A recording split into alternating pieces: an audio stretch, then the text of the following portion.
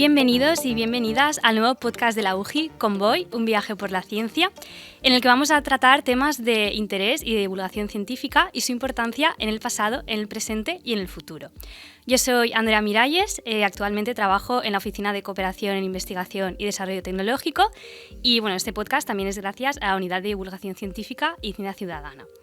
Los investigadores de la UGI tienen mucho que contar y por eso poco a poco se van a unir a nuestro convoy. En este primer programa vamos a hablar del cerebro, concretamente del Alzheimer, y también lo vamos a vincular al arte, porque sí, pueden tener mucho que ver. El arte, desde sus principios, se ha considerado como un medio de expresión de nuestro interior, como pueden ser nuestras conductas o las enfermedades, como es el Alzheimer. Entonces, no quiero empezar nuestro primer viaje sin presentar a nuestro primer invitado. Él hizo el grado de Biología en la Universidad de Valencia, se doctoró en Biología Molecular en la Universidad Autónoma de Madrid, hizo su tesis sobre la búsqueda de fármacos para las enfermedades neurodegenerativas y actualmente es coordinador del grupo de la UGI Biotransfer.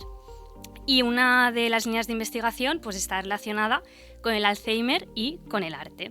Él es Javier Burgos. Hola, buenas. Encantada de que estés aquí, espero que pases un buen rato con nosotras. Seguro que sí, Andrea. Muchas gracias. Pues si te parece, empezamos este convoy por la ciencia con las preguntas que tenemos para ti. Estupendo.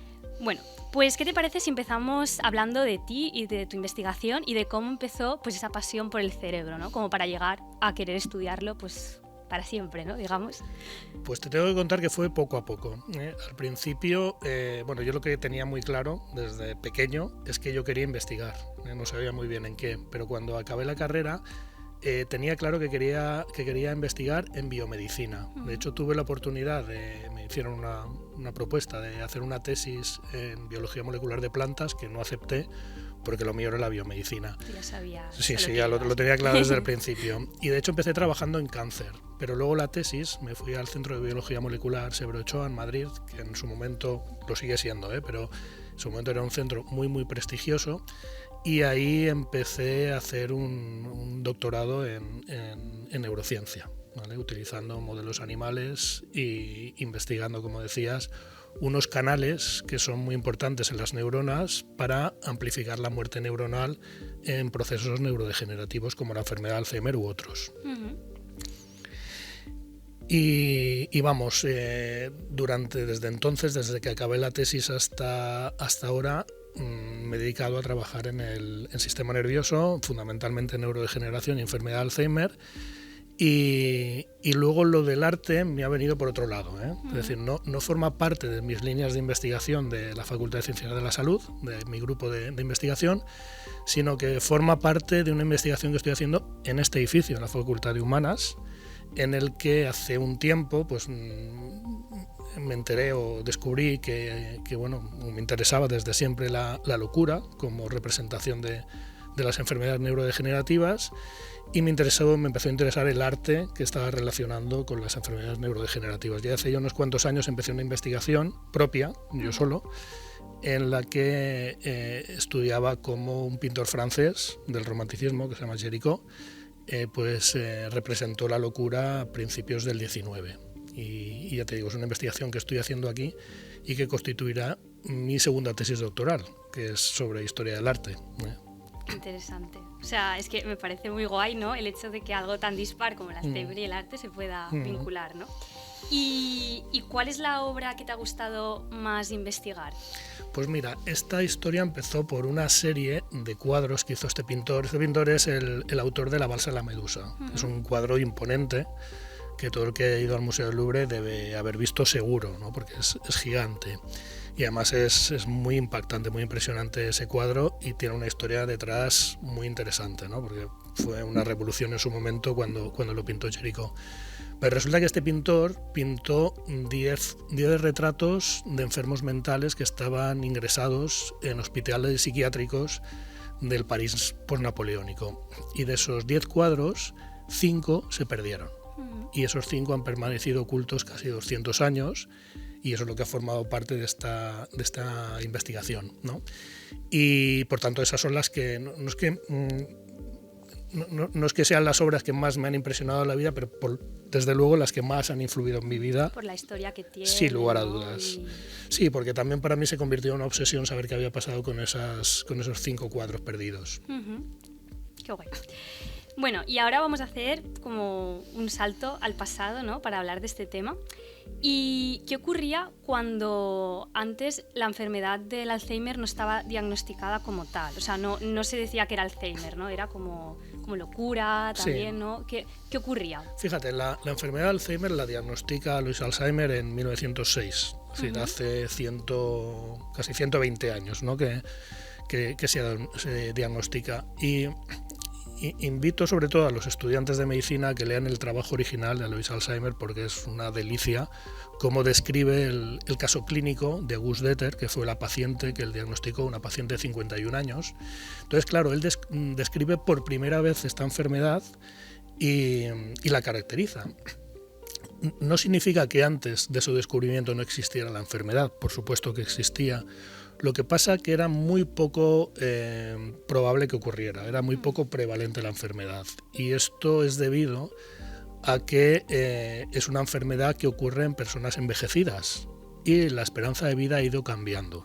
De hecho, a principios de 1900 la esperanza de vida en Europa era 30 y pocos años. Hemos triplicado, ¿eh? Esto también merece una reflexión. Y claro, por tanto, si es una enfermedad asociada a personas envejecidas, en 1906 o antes había muy pocas.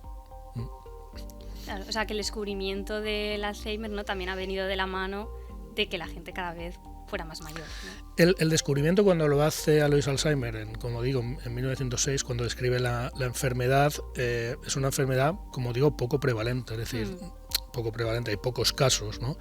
Lo que pasa que, claro, como te decía, en este siglo hemos triplicado nuestra esperanza de vida casi, estamos en 80 y pico años, ¿no? Tanto hombres como mujeres. Eso hace que si la enfermedad aparece a partir de los 65 años y conforme pasa el tiempo se va incrementando, ¿no? Es decir, cada 5 años se duplica la prevalencia de la enfermedad, es decir, 70 tiene el doble que 65, 75 el doble que 70, etcétera.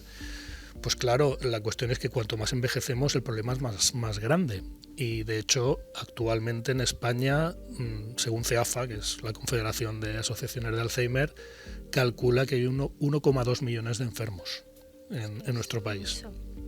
¿Y tú crees que en este sentido la investigación y la divulgación de esta enfermedad llegó tarde en comparación a otras enfermedades?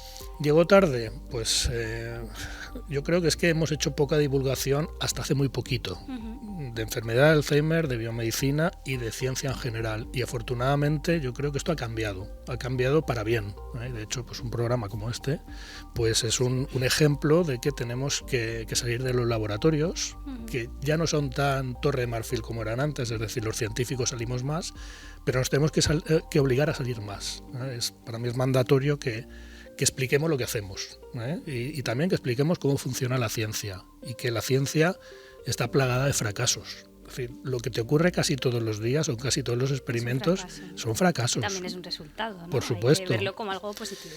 Y la ciencia se construye con fracasos y en este caso, en la enfermedad de Alzheimer, es un ejemplo paradigmático porque hemos tenido muchísimos fracasos, sobre todo en el desarrollo farmacéutico, ¿no? Pero bueno, es como se avanza en ciencia. Bueno, pues el otro día también hablamos con Patricia Mir, que es profesora de esta universidad, del Departamento de Historia, Geografía y Arte, y ella nos contó qué artistas han sufrido enfermedades neurodegenerativas y cómo eso afectaba en su pintura. Entonces, ahora lo vamos a escuchar. Goya sufrió a los 46 años una enfermedad rara, una enfermedad neurológica que le provocó una sordera que se fue haciendo además muy acuciante, que le provocaba grandes dolores de cabeza y que hoy en día los médicos actuales podrían ligarla con un síndrome de Susak. No está muy claro, evidentemente no se le puede diagnosticar ahora, pero lo más interesante es que Goya, cuando sufre la enfermedad, vamos a detectar cómo en su obra claramente encontramos consecuencias de esa enfermedad que le provocaba pitidos, sonidos, y que evidentemente a nivel neuronal estaba afectando. Ese aislamiento de la propia sordera hizo que se concentrara más en su portentosa imaginación, en su maravillosa creatividad, y nos ha dejado ejemplos como las pinturas negras.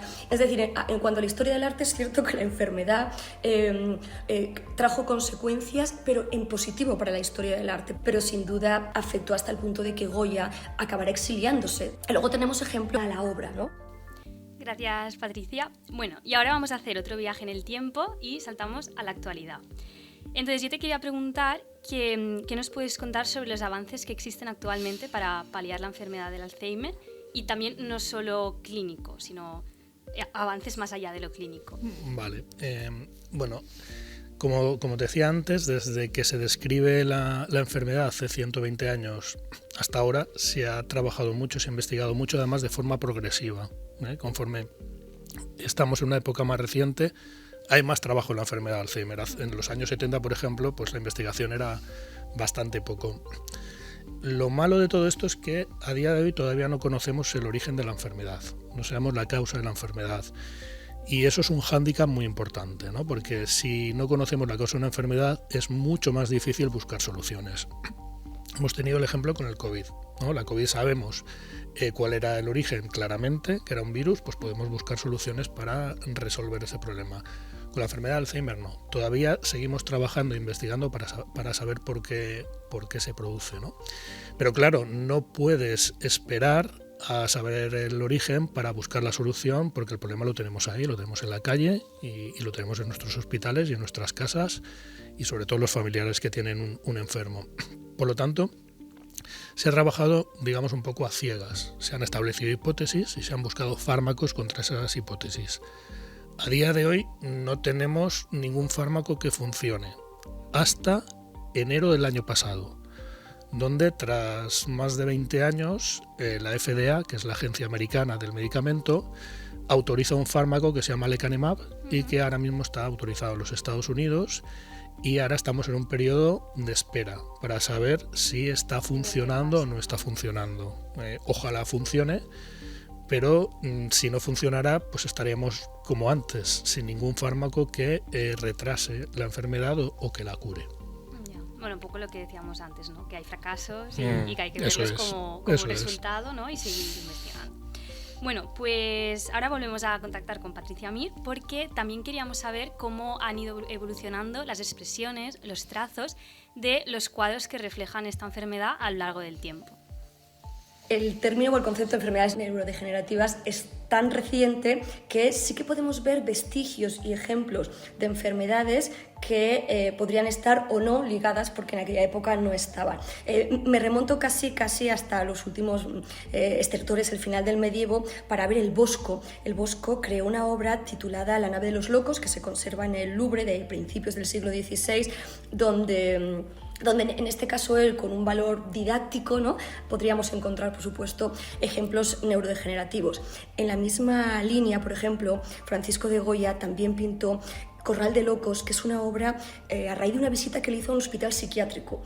Con lo cual ahí también encontramos una parte casi de la enfermedad, no con un valor pedagógico como el Bosco, pero sí con un valor oscuro, inquietante. Después también me he acordado del Baco de Caravaggio. El Baco, el dios del vino, siempre lo hemos encontrado, bueno, como un hombre pues contento, feliz, embriagado, y de repente en la pieza de Caravaggio encontramos un personaje con la piel muy macilenta, muy amarillenta, que esa embriaguez le ha provocado una serie de enfermedades.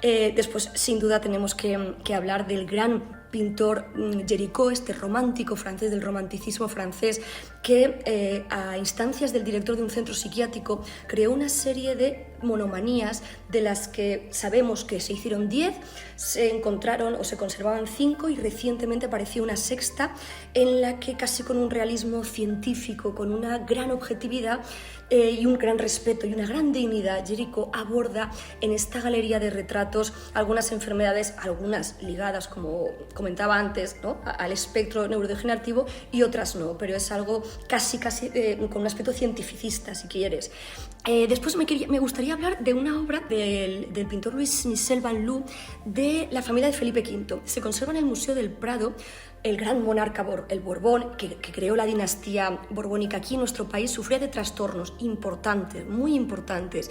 Y en una obra de 1743 aparece el monarca con toda su familia, todos lozanos, estupendos, maravillosos, mientras que él está sentado con un agotamiento físico y mental muy profundo, con una mirada desviada, y es un cuadro donde yo creo que donde mejor y más evidente se ve la muestra de la enfermedad. Y para acabar con algo un poco más reciente, Salvador Dalí, ¿no? Porque Salvador Dalí, con ese método paranoico crítico en el siglo XX, en pleno surrealismo, convirtió la locura en arte. Pues muchas gracias, Patricia, la verdad que muy interesante. Bueno, de hecho ha nombrado las monomanías también, o sea, espectacular. Y ahora hacemos otro salto, y esta vez es al futuro, Javier. Y dime, ¿qué crees que se puede llegar a conseguir con la investigación del Alzheimer, o qué te gustaría llegar a conseguir? Pues me reafirmo lo que te decía antes, no solamente con la enfermedad de Alzheimer, sino con muchas enfermedades neurodegenerativas en las que no conocemos cuál es el origen. Ese es nuestro gran reto, eso es lo que tenemos que conseguir. Y la reflexión es que esto solamente se consigue con investigación. Por tanto, tenemos que apostar por invertir en investigación, y en este caso en una cuestión que, aunque no nos demos cuenta, es pandémica, porque tenemos en el mundo como unos 50 millones de enfermos y esperamos que en 2050 tener el triple. Es decir, que el futuro es complicado si no conseguimos identificar la causa y buscar la solución. Bueno, vamos a confiar en la ciencia, ¿no? y en los investigadores. Bueno, pues ahora vamos a pasar a la sección de ¿Tenías la duda?, que es que hemos ido preguntando por la UJI, y bueno, la gente aquí es muy curiosa y te han querido hacer unas preguntas sobre el Alzheimer. Entonces te las voy a poner todas seguidas y tú ya luego las contestas, ¿vale? Mi pregunta és si l'Alzheimer és una enfermedad hereditària. Quins són els primers símptomes que hi ha quan tens Alzheimer? La meva pregunta es que si el Alzheimer te cura. Vale, bueno, ¿la enfermedad de Alzheimer es hereditaria? La respuesta rápida es no. ¿Vale? La respuesta rápida es que es una enfermedad multifactorial que influyen genes de susceptibilidad y también factores ambientales. Sí que hay un tipo de enfermedad que es hereditaria, pero es muy muy rara. Y esta debuta con los 40-45 años, está muy localizada, y además tú puedes trazar hacia arriba en tu familia la mutación, porque en este caso sí que se trata de una mutación. Pero la gran mayoría, más del 95% de la enfermedad de Alzheimer, no es hereditaria. O sea que en esto, tranquilidad. En cuanto a los primeros síntomas, pues empiezan con lo que se llama quejas objetivas de memoria o deterioro cognitivo leve. Es un poco lo mismo. Es cuando a alguien se le olvidan cosas en un tiempo reciente, ¿vale? Y eso ocurre sobre todo porque hay una región del cerebro que se llama hipocampo, porque se parece a un caballito de mar, que es donde empieza o donde trabaja la memoria a corto plazo. Entonces hay un test que es enseñarle objetos a un paciente, una manzana, un coche, lo que sea, esconderlos, él los nombra bien. De hecho, esto lo he visto a Alois Alzheimer también en su trabajo. Luego hablar de su vida, tiene memoria a largo plazo sin problemas, pero cuando le preguntas qué le has enseñado, no se acuerda, ¿vale? Y hace un minuto, ¿no? Entonces, este es uno de los primeros síntomas. Y como decía, ahora mismo no tiene cura, porque, tenemos, como decía, un fármaco que lo que puede hacer, si todo va bien, es que lentezca el desarrollo de la enfermedad, pero para eso tiene que empezar en las etapas previas de la enfermedad.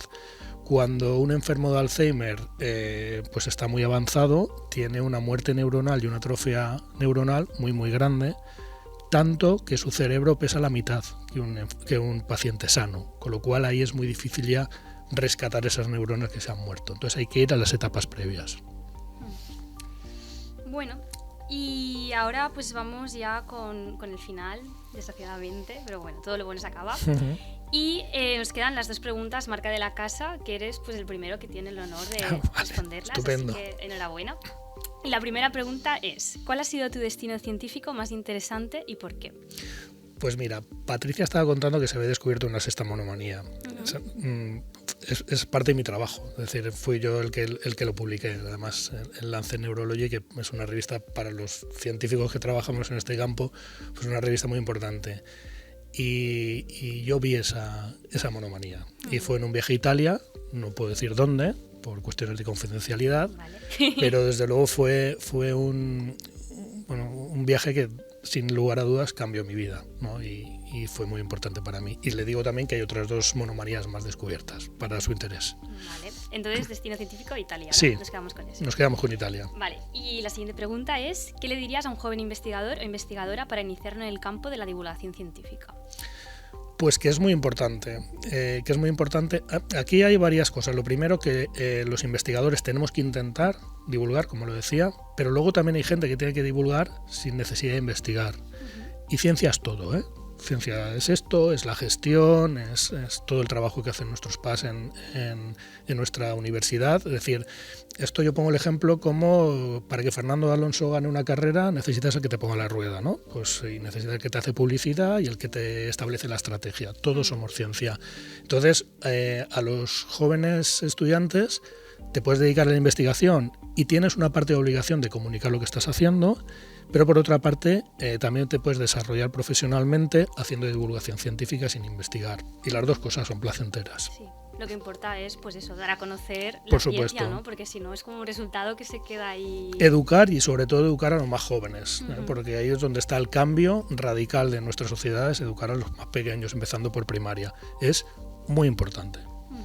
Bueno, Javier, pues hasta aquí ha acabado tu entrevista, pero aún no me despido de ti, te quedas conmigo y luego ya te doy la despedida como toca, ¿vale? Muy bien. Pues ahora Ana Bernia nos va a contar cómo la música también puede hacer bien pues, para la gente que está enferma de Alzheimer. Así que de los pinceles nos vamos a las notas musicales. Y bueno, Ana Bernia es presidenta de la Sociedad para la Educación del Estado Español, directora de la Cátedra La Alcora de Investigación Musical y Calidad de Vida, y también es presidenta del proyecto Música per la Vida. Así que bienvenida, Ana, cuéntanos. Las actividades que llevamos a cabo en la Cátedra La Alcora de Investigación Musical y Calidad de Vida son muchas y diversas, pero todo se enfoca a la calidad de vida.